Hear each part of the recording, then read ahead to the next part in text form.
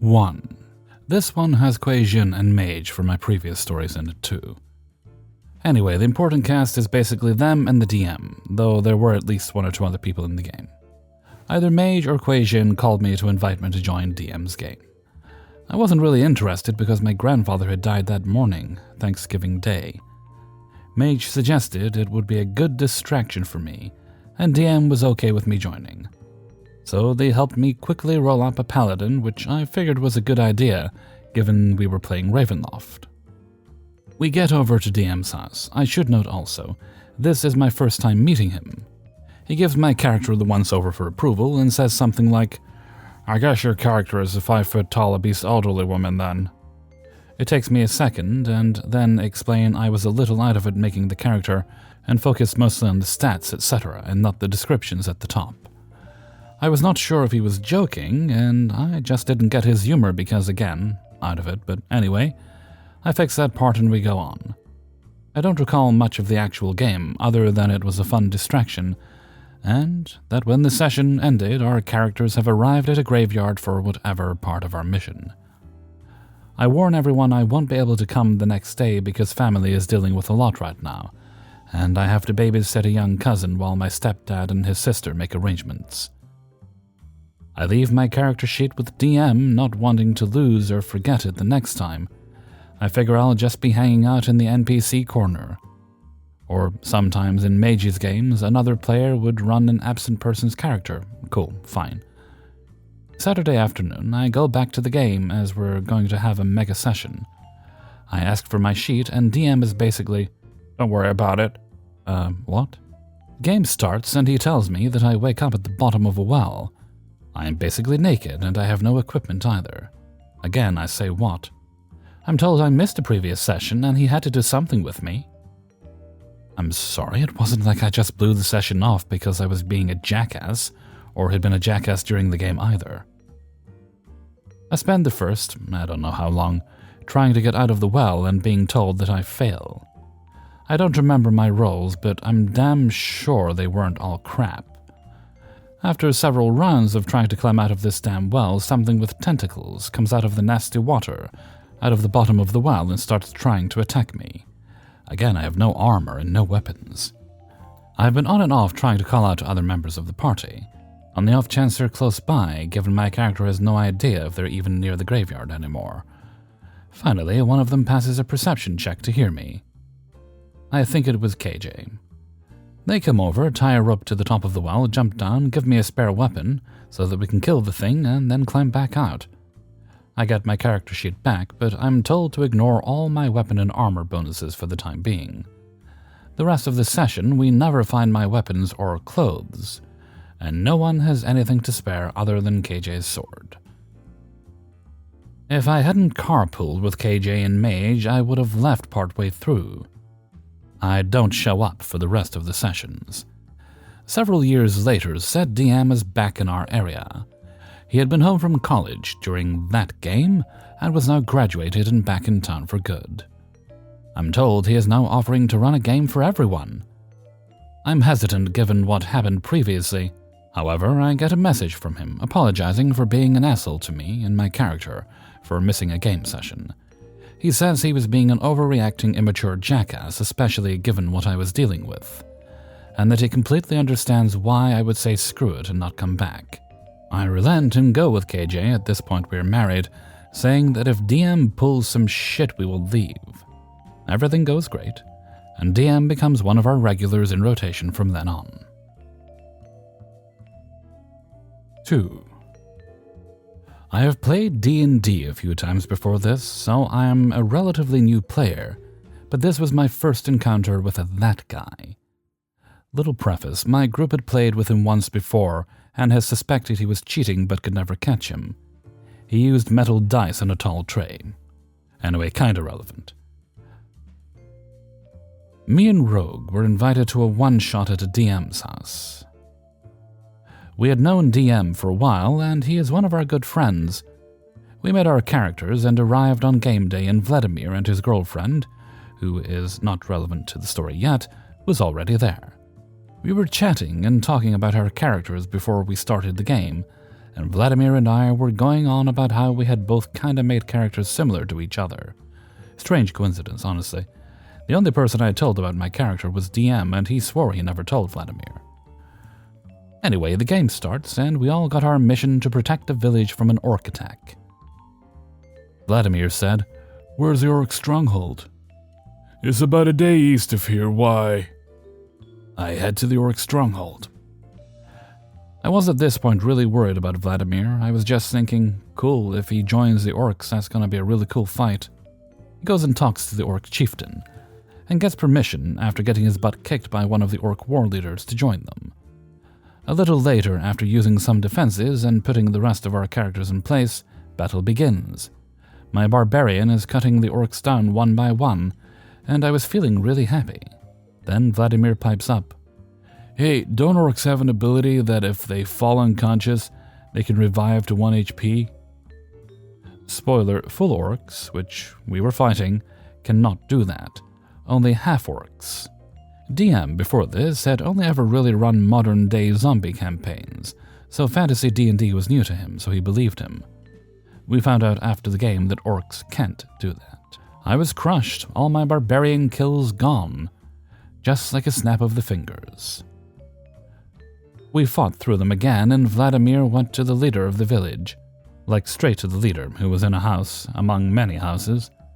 But no, Vladimir went straight to the leader's house and killed him. Yay. During the battle, I had been hit a few times and was down about 4 HP. DM asks how I look, and I say that my barbarian is doing kinda rough, and Vladimir looked right at me, and all of a sudden his character, who had not seen me this entire fight, starts barreling toward me, and will only attack me. Even when other characters are hitting him. And no matter what my barbarian rolled to hit, I would never hit him, it seemed. And he never rolled 10 the entire night. It's possible, but highly unlikely.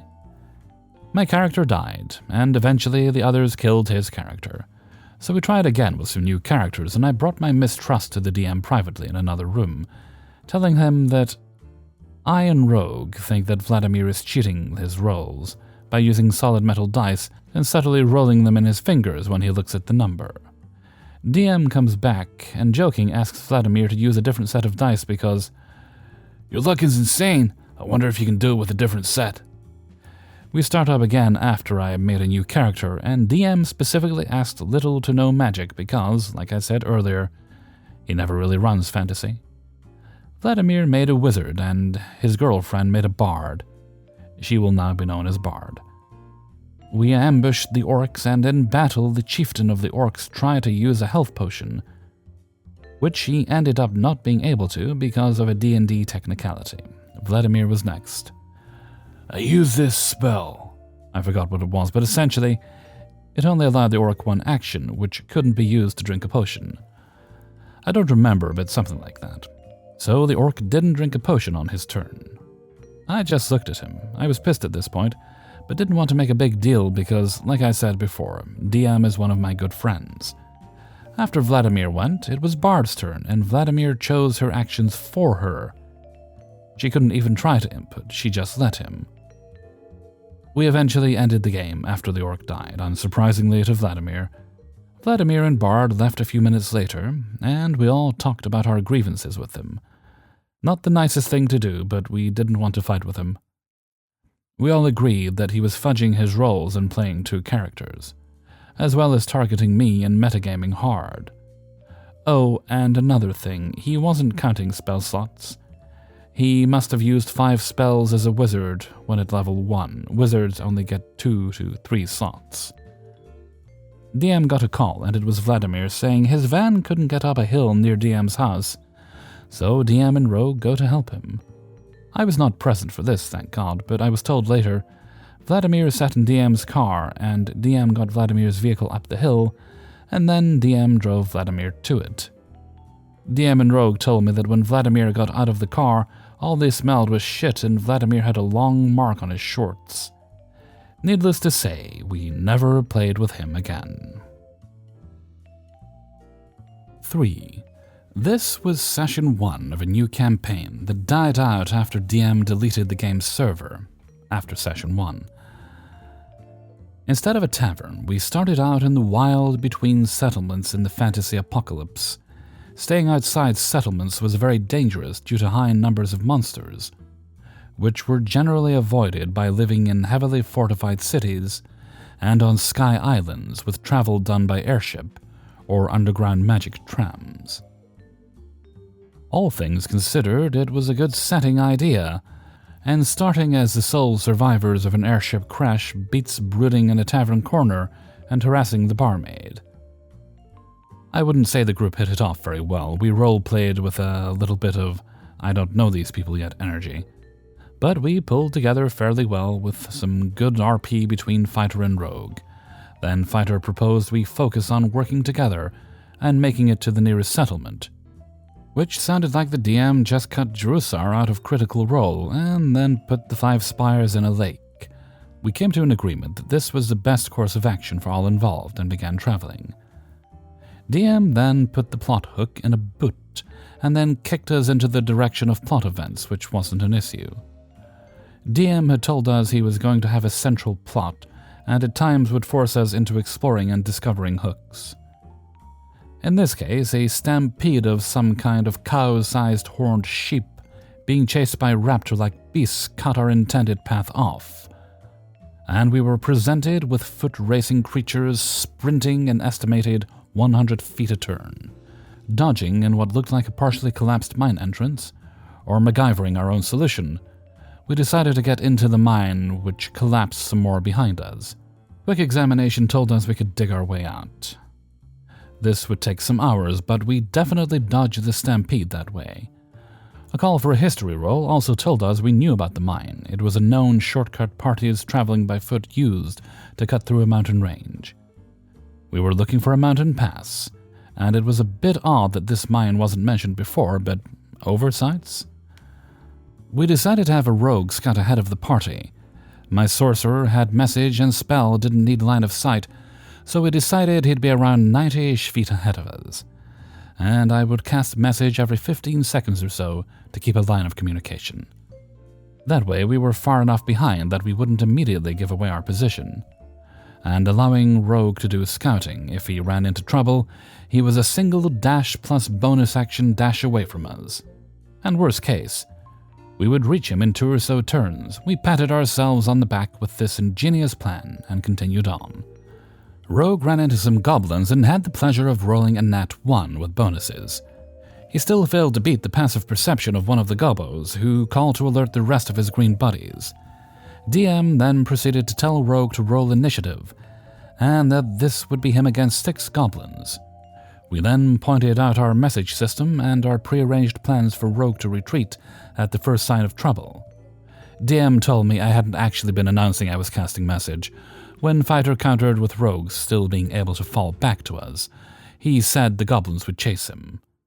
We then had to point out Rogue would outrun them with dash plus bonus action dash. Eventually, Rogue was allowed to link up with us. We beat the goblins by bottlenecking them in a narrower bit of corridor on the used battle map, and after looting their bodies for usable stuff, mainly arrows and a few spare daggers for throwing, we began to notice DM's payback. Every time we didn't mention doing something, he would assume we didn't. A section of mine was flooded with gas and home to an air elemental. If during the fight we didn't explicitly mention we held our breath every turn, con save versus poison, we had to cross an underground lake, but Fighter had to wade through part of it when pushing one of the rafts we found. He didn't mention drying his pants, though I did say he used prestidigitation to warm it and dry it. DM tried to have him roll against the cold, like, dude. During our rest at an abandoned storage room, we kept a fire going by the door, under a ventilation shaft. DM tried to give us smoke poisoning because we didn't check the vent for blockages, and he didn't mention the smoke not clearing even after we specifically looked for a vent to put the fire by, so the smoke had places to go. The session ended, and Fighter pulled everyone into a private convo, and asked if anyone else felt DM was taking it far. Consensus was yes, and we told DM and asked if we could have a discussion next session with everyone present. The server disappeared the day after. We had a slow chat among ourselves, but no one was up or felt up to taking the DM coat. 4. Long ago, I was invited to join in a Call of Cthulhu game that was being hosted by a friend of my then girlfriend.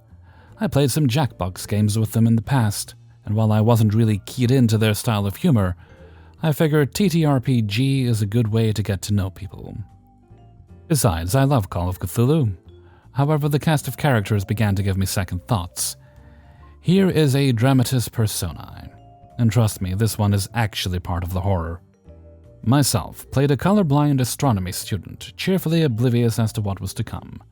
Girlfriend played someone so unmemorable and contributed so little to this that it is the last time she will be mentioned, innocent in this except for the company she keeps. Panini Panunu, a grown man who actually thought that goddamn Panini Panunu was an appropriate character name, played a police officer. Holly, in real-life partner of Panini Panunu, played a nurse and prostitute. Killed Jenny, younger dude, played a homeless kid. Holly's real name was Jenny. He thought the name he chose was hilarious. Storyteller, the long-suffering game master. With this eclectic cast of characters, you'd think there's no way we could function as a group. But to my surprise, the first section actually went okay. We bumbled our way through a module, getting spooked and more or less following the rails. Though in the end we only solved the mystery by accident. It was the second session where things started to break down. The story begins with our group being summoned to search for an archaeologist who'd gone missing at a nearby dig site. Since a big part of Call of Cthulhu is about investigating and gathering clues before confronting the monster of the week, and since I was determined to do better than the previous session and legitimately solve the mystery, my first action was to go to the university's library to dig up whatever information I could find about the site. The rest of the party, meanwhile, decided to make a trip to the town where the site was, a journey of about 8 hours. Not a problem, I thought. They arrived late in the evening, and I would make the trip to catch up early the next morning. All they had to do was behave themselves for one night, and the party could be reunited. What could go wrong? Sure enough, the party starts getting the lay of the land, investigating the local farmland and church. Although the storyteller has to keep reminding them to roleplay and ask specific questions instead of just saying, "I ask for information," to everyone they meet. When they investigate the general store, they get a lead. The archaeologist they were looking for was known to have run afoul of a group of moonshiners who lived on a farm nearby. This is where things start to go awry. Instead of waiting for me, the party decided that they had to investigate the moonshiners right away, and for reasons known only to them. They wanted the shopkeeper to come with them. He politely declined, as it was very late in the day and he didn't want to go messing with those no-good troublemakers at all, let alone after dark. Holly decides to seduce him into going with them. When this fails, she tries to grab his junk. The now alarmed shopkeeper tries to shoo them out of his shop. Panini Panunu decides to whip out his gun and intimidate the shopkeeper into going with them, at gunpoint. The terrified man puts up his hands and steps out of the shop. At this point, the sheriff, who was already suspicious of the party poking around his church, happened to be walking along outside, along with his posse of 10 men with shotguns. They draw arms and demand that Panini Panunu back down. Instead, he doubles down and attempts to intimidate them into getting his way. Cue the storyteller. It doesn't matter how well you roll, you with your one pistol are not going to intimidate 11 men with shotguns. At this point, Killed Jenny starts casting a spell to summon a dimensional shambler. The situation is looking tense, and I'm kind of enjoying the ride. That said, I came to play Call of Cthulhu, not watch a train wreck, so out of character, I start to gently suggest that maybe this isn't the wisest course of action. My in-real-life persuasion roll works well, and the party finally backs down. Panini Panunu is taken into custody when he refuses to answer any questions about who he is or why he is there. Sheriff's men beat him to a bloody pulp and drive him out into the wilderness. Holly, as is her wont, decides to seduce one of the guards. The storyteller, desperate to salvage the plot, allows this to work uncontested. The guard breaks down sobbing and admits to being part of a cult, revealing the location of their secret base and that Panini Panunu is going to be sacrificed in the morning. Holly and Kiljenny rush for the hills to save their friend. Now, at the start of the session, the storyteller had asked anyone whether they had anything they needed to do at any point, so that he would be aware of any time limitations. We all confirmed that we had nothing that needed doing, and we were in the game for the long haul. So it came as a surprise when, just as the group got caught up with the cultists and a desperate firefight broke out, Panini Panunu and Holly revealed that they needed to stop the session to pick up their dinner. Things immediately petered out. The combat wrapped up in a couple of hand-waved rounds, Panini Panunu was saved, and the party could finally rest up so that next session I could arrive. People left one by one. I stayed behind to commiserate with the storyteller and congratulate him for having the patience of a saint. There was no next session. 5. This campaign ended a long while ago, but I'm still so salty about it. For reference, I have been a DM myself for several years, and this is my first time being a player in quite a while. I should have seen some red flags like our DM not including any roleplay opportunities, not knowing the rules. He let the players roll for stats, but told them the order they rolled them in was the order they had to go in the paper. We had rogues with really low dex, barbarians with really high intelligence, it was ridiculous, and a strangely proud demeanor towards trying to kill the party. I know my red flags and all, but I let it slide because I was jonesing for some D&D. You all know how it is. The gameplay itself was very mediocre.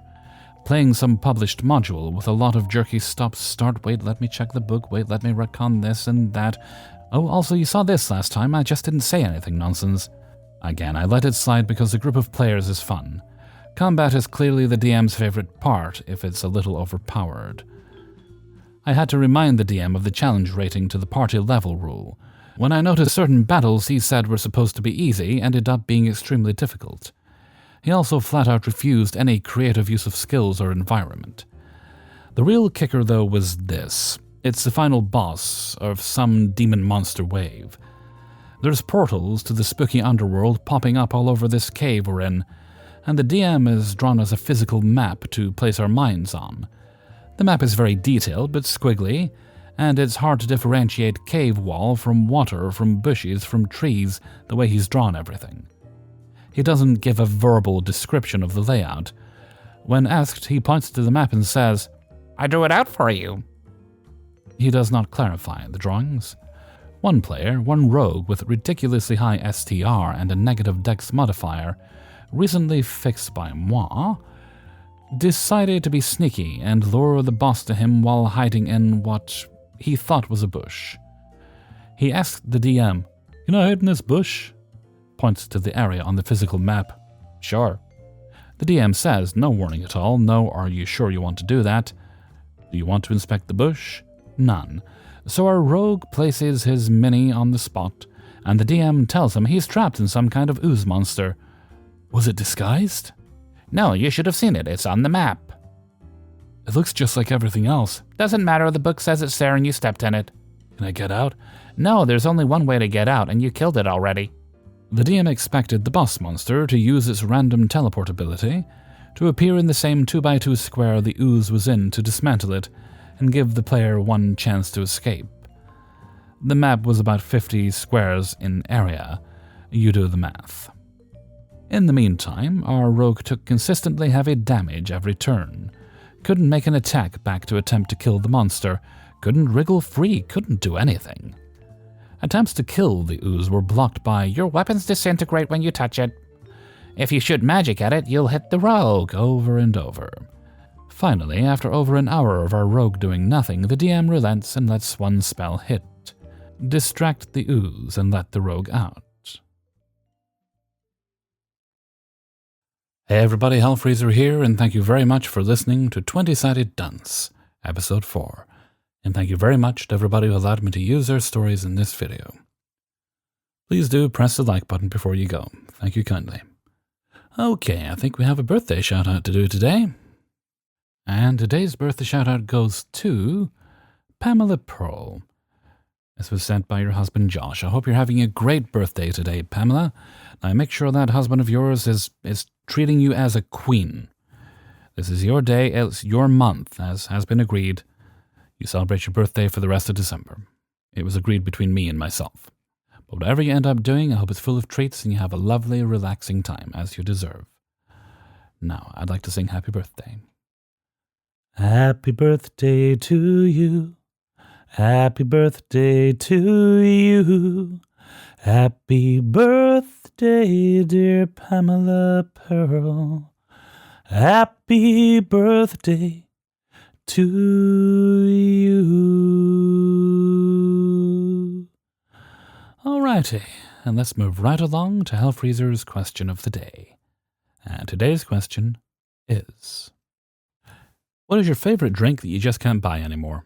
For me, it's made by a company called Gunna, and it's a ginger and cola mix. I loved it. I bought it by the case, and they pulled it. They still sell other products. Allegedly, they were going to make more, put out a new formula or something, but I've yet to see it happen, and that's been a very long time now. It's been well over a year. Actually, probably closer to 2 years since I've had it, definitely. Yeah. Which sucks, because I liked it. Please do share some of your favorite drinks that you can no longer buy anymore in the comment below. And with that, I'm going to head off for now. So until next time, thank you very much for listening, and take very good care of yourself.